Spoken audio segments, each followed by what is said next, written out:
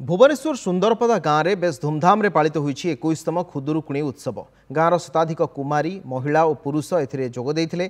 सुंदरेश्वरी मंदिर निकट में प्राचीन कथावस्तु को नहीं खुदुरुकुणी नाटक परिवेषण करा जायतिला। अजित नंदन द्वारा लिखित एवं परिचालित होइतिला तपोई नाटक।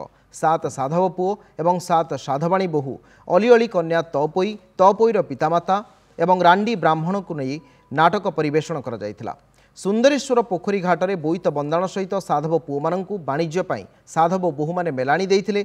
बोईत यात्रारू फेरिबा परे भौणी तपोईଙ୍କ द्वारा बोहू माननकर नाककटा दृश्य अति चमत्कार ढंग अभिनय करा जायतिला।